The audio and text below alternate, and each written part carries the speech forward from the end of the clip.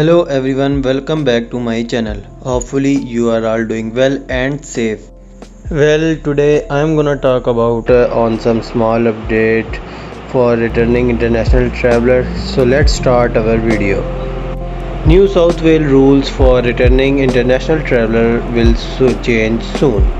Sydney is taking the first step to regaining its status as an international city with plan for some overseas arrival to skip hotel quarantine for the first time in 18 months under a trial program being run by the New South Wales and Commonwealth government. 175 people who arrive in Harbour City from overseas will be able to quarantine at home for 1 week. That's significant because right now they have to spend 2 weeks in hotel room.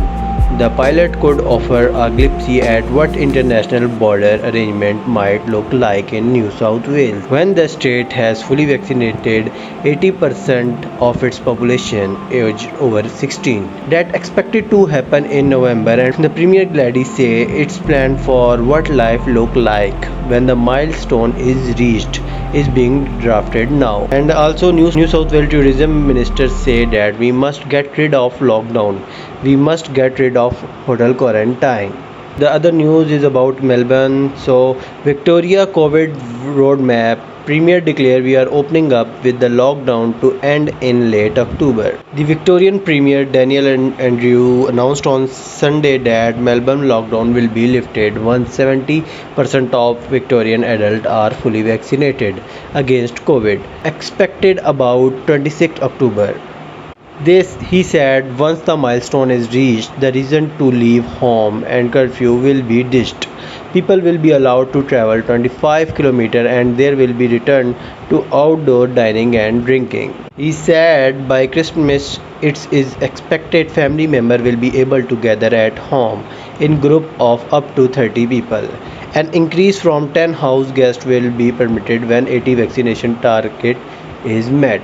The Premier also said restrictions would be eased in a staggered and measured way, but we are opening up, but be in no doubt about that. So, Victoria Premier clearly announced that he is opening up Victoria in late October. The other news is no definite date on South Australia pilot plan yet. International students hoping to return to Australia via the South Australia pilot plan will have to continue to wait for update.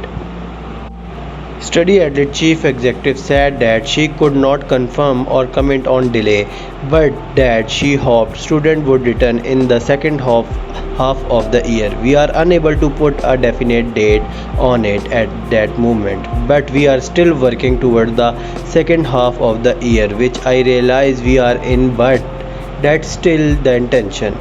She said that there were many moving parts to the plan, with cost being on aspect of operationalizing the plan. All these things are being given consideration. We are working really hard with the sector to get this work. International students are eager to return to Australia to resume on-campus learning. Back in June, South Australia pilot plan to bring international students back to the state was approved by federal government. State Premier Stephen Marshall said that this would make South Australia the first state to have its pilot plan approved by Commonwealth. The plan would see up to 160 students at a fortnight arrive via chartered flight and quarantine at Parafield Airport. So this is all for today. Hope for the best. Please like, subscribe and share.